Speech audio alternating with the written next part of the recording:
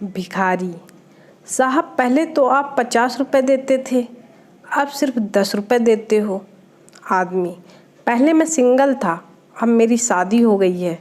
भिखारी: वाह साहब, हमारे ही पैसों से बीवी के साथ ऐश कर रहे हो।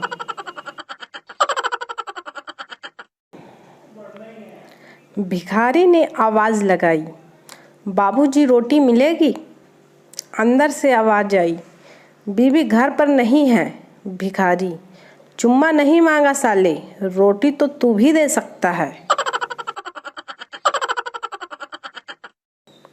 बीबी: ये बंदूक लेके दरवाजा पे क्यों खड़े हो? पति: शेर का शिकार करने जा रहा हूँ। बीबी: तो जाते क्यों नहीं? पति: बाहर कुत्ता खड़ा है।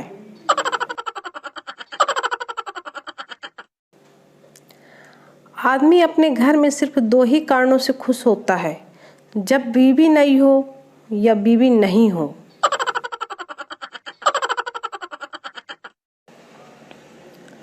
पत्नी गुस्से में: मैं घर छोड़कर जा रही हूँ। पति: ठीक है, मैं निर्मल बाबा के पास जा रहा हूँ। पत्नी मुस्कुराते हुए: क्यों, मुझे वापस पाने के लिए प्रार्थना करोगी? पति: नहीं, बताने जा रहा हूँ कि कृपा आने लगी है।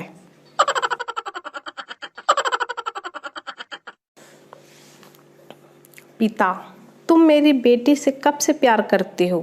लड़का: पिछले 7 महीने से। पिता: मगर मैं कैसे यकीन करूं? लड़का: ठीक है, फिर 2 महीना और रुक जाओ।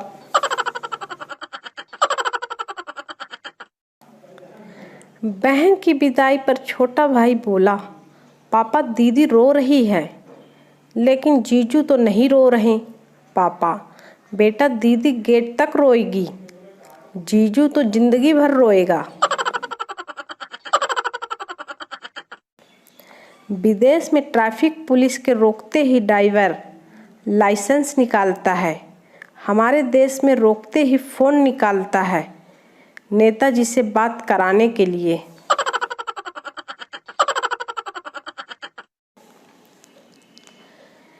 एक शादीशुदा आदमी ने अपनी कविता में कहा है, मांग भरने की सज़ा कुछ इस कदर पा रहा हूँ कि मांग पूरी करते करते मांग के खा रहा हूँ।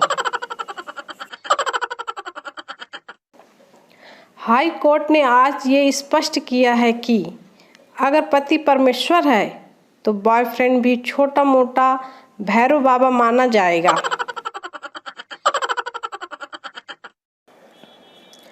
अपनी खुद की गलतियों पर हंसना आपकी उम्र बढ़ सकती है, अपनी बीवी की गलतियों पर हंसना आपकी उम्र घट भी सकती है।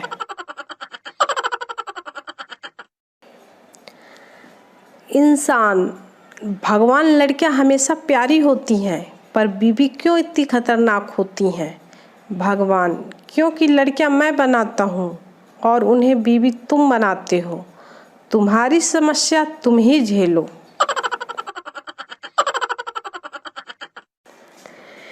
एक लड़के की बाइक और लड़की की स्कूटी में टक्कर हो गई। लड़के की जमकर पिटाई करने के बाद लोगों ने लड़की और उसकी स्कूटी को उठाकर पूछा, कहीं चोट तो नहीं लगी? लड़की: नहीं, रोज का काम है, स्कूटी सीख रही हूँ ना। पप्पू: हम 45 भाई बहन हैं। मुन्ना: क्या तुम्हारे घर जनसंख्या नियंत्रण वाले नहीं आए थे? पप्पू: आए तो थे, तब हम पढ़ रहे थे और वो कोचिंग क्लास समझकर चले गए।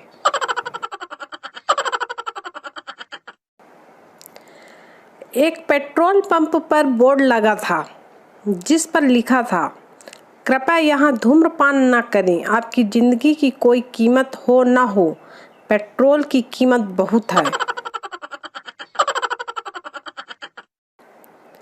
एक लड़का रोड पर तड़प रहा था, कोई उसकी मदद करने नहीं आया। फिर मैं गया तो देखा हरामी टिकटॉक वीडियो बना रहा था।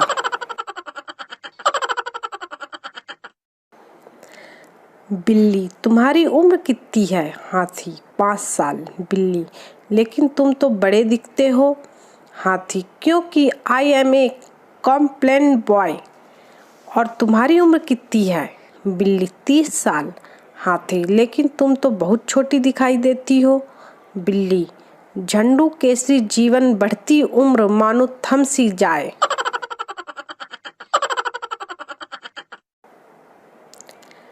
एक ढोल वाला शादी में ढोल बजा रहा था। उसके ढोल के दोनों तरफ महिला के फोटो थे।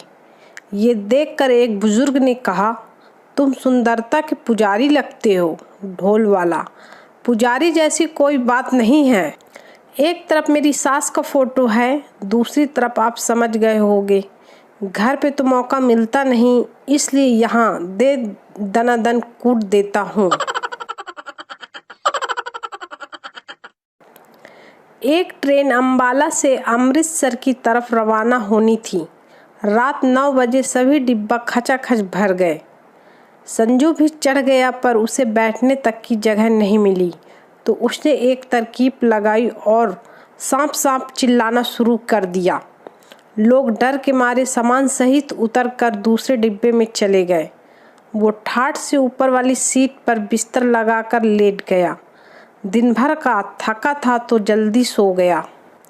सवेरा हुआ, चाय चाय की आवाज़ पर वे उठा, चाय ली और चाय वाले से पूछा, कौन सा स्टेशन आया है? तो चाय वाले ने बताया, अंबाला है। फिर पूछा, अंबाला से तो रात को चले थे। चाय वाला बोला, इस डिब्बे में सांप निकल आया था, इसलिए इस डिब्बे को यहीं काट दिया गया था।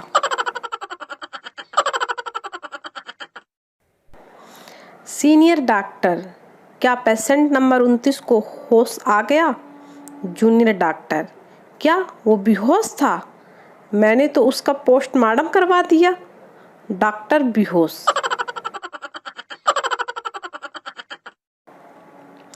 कमियां तो बहुत है मुझ में, पर कोई निकाल कर तो देखे।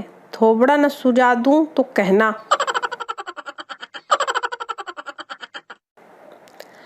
पप्पू अपने ससुराल में गुरुजी का प्रवचन सुनने गया। गुरुजी बोले, जो जो स्वर्ग जाना चाहता है वह अपना हाथ ऊपर करे। पप्पू की बीवी और सास ने हाथ ऊपर उठाया। गुरुजी ने पप्पू जी से पूछा, क्या तुम स्वर्ग नहीं जाना चाहते? पप्पू, गुरुजी, यह दोनों चली जाएंगी तो यहीं पर स्वर्ग हो जाएगा। गुरुजी अपने चेलों से बोले, इस ज्ञानी पुरुष को अपनी टीम में शामिल करो। एक बच्चा अपनी माँ से बोला, मम्मी कोई कहानी सुनाओ ना। मम्मी, बेटा मुझे तो कोई कहानी याद नहीं। अभी तुम्हारे पापा घर आएंगे तब मैं पूछूंगी कि इतने लेट कैसे हुए, फिर तुम देखना वो कितनी कहानी सुनाती हैं। आजकल के बच्चे पढ़ते वक्त बोर होकर फेसबुक और व्हाट्सएप पर टाइम पास कर लेते हैं। एक हम लोग थे जो कॉपी के कवर पर चढ़े अखबार में लड़कियों की तस्वीरों में मूंछ बना बना कर गुजारा करते थे। बहुआएं आजकल। सास ने नई नवेली बहू को समझाते हुए कहा, देख बहू, मैं इस घर की प्रधानमंत्री हूँ और तुम्हारे ससुर गृह मंत्री हैं। तुम्हारा पति यानी मेरा बेटा आपूर्ति मंत्री है। तुम्हारी ननन यानी मेरी बेटी योजना मंत्री। तुम कौन सा विभाग लोगी? बहू, माँ जी, मैं तो विपक्ष में रहूंगी और आपकी सरकार नहीं चलने दूंगी। डिलीवरी से पहले डॉक्टर ने प्रेग्नेंट औरत से पूछा, डॉक्टर, क्या आप डिलीवरी के वक्त बच्चे के बाप को अपने पास देखना चाहती हैं? औरत, नहीं नहीं, बिल्कुल नहीं। उन पर पहले ही मेरे पति बहुत शक करते हैं।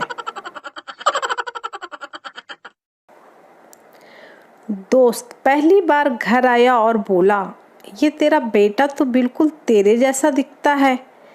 कमीने, धीरे बोल, बाजू वाली का है, खेलने के लिए आया है।